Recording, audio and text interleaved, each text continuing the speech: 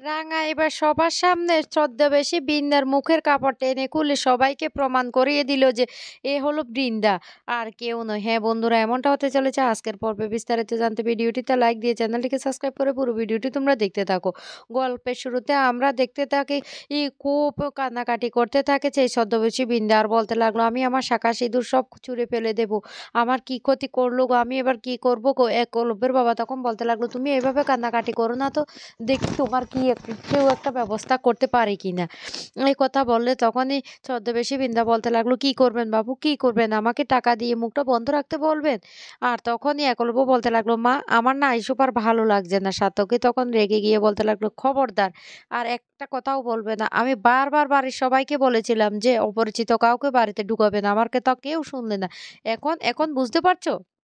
এদিকে তখন সব্য বলতে লাগলো, "আমি আমি কিছু করিনি, আমি কিছু করিনি।" একলব্য তখন বলতে লাগলো, "মা, রাঙা নাকি হাসপাতাল থেকে বেরিয়ে গেছে। ডাক্তার বলেছে। আমার না বড্ড টেনশন হচ্ছে। আমি রাঙার কাছে যাচ্ছি।" এই বলে যখনই একলব্য বাড়ি থেকে বেরোতে যাবে তখন সেই মুহূর্তে বাড়িতে এসে পৌঁছে রাঙা। রাঙাকে দেখে তখন অবাক হয়ে যায় একলব্য। একলব্য তখন বলতে লাগলো, "রাঙা তুমি?" রাঙা তখন বলতে লাগলো, "হরে আমি, আমি চলে এসেছি।" একলব্য তখন বলতে লাগলো, "এই রাঙা তুমি কাউকে কিছু না বলে তুমি একা একা কেন চলে এসেছো? তোমার তো শরীরটা এমনিতে ঠিক নেই।" একলব্যের মা তখন কাছে গিয়ে বলতে লাগলো, "রাঙা, রাঙা তুই এসেছিস?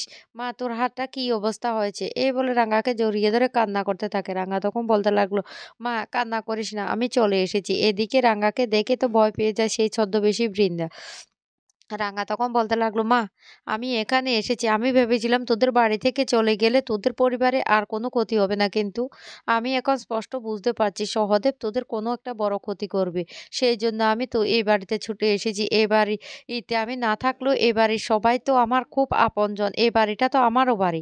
সাত্তকী তখন কাছে গিয়ে বলতে লাগলো, "বাহ রাঙা বাহ! এই তো সুযোগ নিয়ে নিয়েছিস। হাতটা তোর কেটে ছুরি ঢুকিয়ে দিয়েছে আর এখন বাড়িটা তোর হয়ে গেছে। এই সহানুভূতি নিয়ে এ বাড়িতে ঢুকে পড়েছিস। এবার তুই এসেছিস, এবার সমস্ত গুন্ডারা এ বাড়িতে চলে আসবে। তারপর একে, একে আমাদের সবার হাতে ছুরি ঢুকাবে। এটাই তো তোর ধান্দা?" তখন রাঙা বলতে লাগলো, "কি বলছিস মেজদাদা বাবু?" একলব্যের বাবা তখন রেগে গিয়ে বলতে লাগলো, "সাত্তকী চুপ কর না, চুপ কর। মেয়েটা এতদিনে ফিরে এসেছে।" একলব্যের মা তখন তাকে বুকে জড়িয়ে বলতে লাগলো, "আমি অনেক খুশি হয়েছি মা, তুই আমাদের বাড়িতে এসেছিস। আমাকে ক্ষমা করে দে মা।" রাঙা তখন বলতে লাগলো, "এসব কি বলছিস মা? আমি কেন তোকে ক্ষমা করব? তুই আমাকে ক্ষমা করবি। তুই তো আমার মা।" রাঙার কথা শুনে একলব্যের মা তখন বলতে লাগলো, "কি বলছিস রাঙা? আমি তো তোর সাথে অন্যায় করেছি।" রাঙা তখন বলতে লাগলো, "না রে মা, তুই আমার সাথে কোনো অন্যায় করিসনি।" এইদিকে বৃন্দা তখন আবার কান্নাকাটি শুরু করে আর বলতে লাগলো, "বাবু গো, আমার কি হবে গো? আমি কি করব গো?"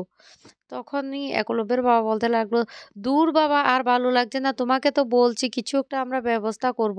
তুমি এইভাবে কান্নাকাটি করো না তো।" একলব্যের মা তখন বলতে লাগলো, "এই কি বলেছে তোমাকে এভাবে কান্নাকাটি করতে?" তখনই বলতে লাগলো, আমি জানতুম আমার এই সর্বনাশের কথাটা কেউ বিশ্বাস করবে না। আপনারা বড়লোক। আমি না এবার আমি আত্মহত্যা করব। আমি নিজের জীবনটা শেষ করে দেব। আমি এই জীবনটা রেখে কি করব?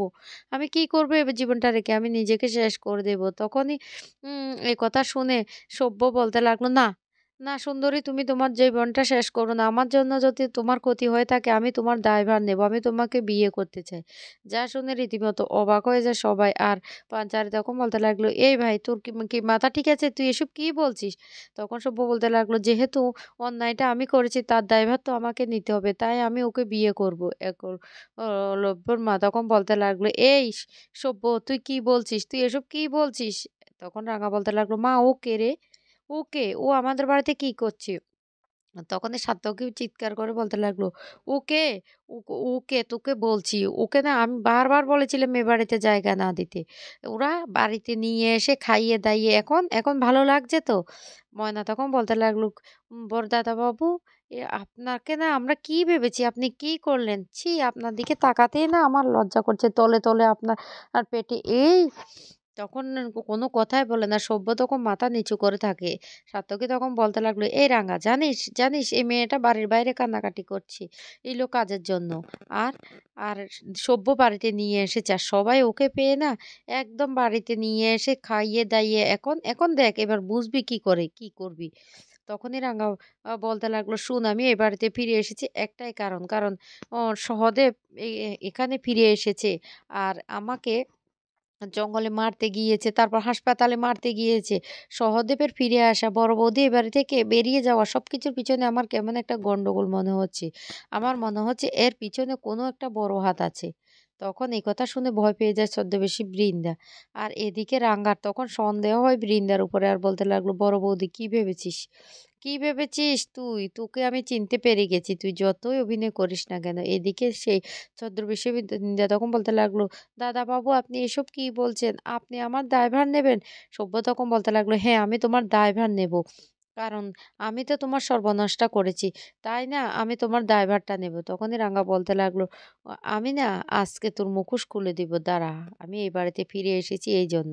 এরপরে রাঙা চলে যায় রাঙার গেস্ট রুমে যে ঘরটা আছে সেখানে। অন্যদিকে দেখা যায় একলব্য ঘরে অপেক্ষা করতে থাকে রাঙার জন্য। কিন্তু পাঞ্চারি এসে তখন বলতে লাগলো, "ভাই রাঙার কাপড়গুলো না আমাকে নিয়ে যেতে বলেছে তখনই সাতকী এই কথা বলার সাথে, সাথে একলব্য বলতে লাগলো, "কেন রাঙা এই ঘরে আসবে না?" পাঞ্চারি তখন বলতে লাগলো, "না ভাই রাঙা এই ঘরে আসবে না।" অন্যদিকে দেখা যায় সেই ছদ্মবেশী বৃন্দা ঘরের মধ্যে লুকিয়ে, লুকিয়ে ফোনের স্বামীর সাথে কথা বলতে থাকে।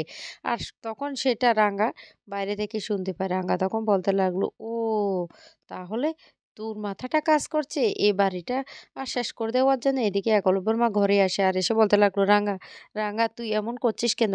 তুই আমাকে ক্ষমা করে দিয়েছিস, আমার ছেলেটাকে ক্ষমা করে দে।" রাঙা তখন বলতে লাগলো, "মা সেটা পরে দেখা যাবে।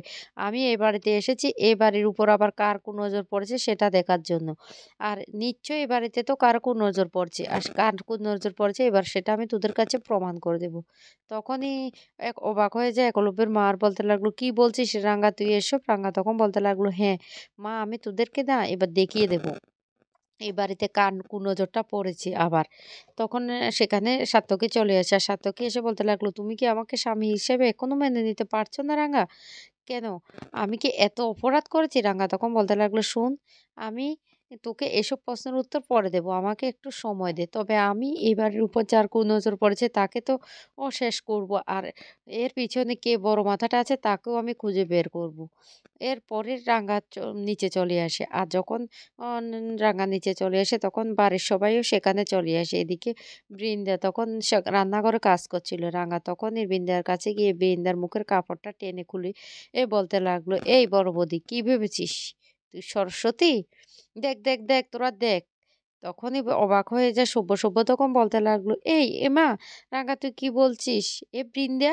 তখন বলতে লাগলো, "হরে বড় দাদাবাবু, ও বড় বৌদি। ও বড় বৌদি তো ও আজকে তোমাকে ফাঁসানোর জন্য এই কাণ্ডটা করেছে।" সব্য তখন মনে পড়ে যায়। সব্য তখন বলতে লাগলো, "হ্যাঁ, আমাকে তো ১ গ্লাস দুধ দিয়েছিল। দুধটা খাওয়ার পর আমি কখন যে ঘুমিয়ে গিয়েছি। আর এখন ও এসব কথা বলছে, কান্নাকাটি করছে। তাই তো আমি ভয় পেয়ে ওর দায়িত্বটা নিতে চেয়েছিলাম।" তখন একলব্যের মা বলতে লাগলো, "এই বৃন্দা, তুমি তুমি আবার এই বাড়িতে ঢুকে পড়েছো?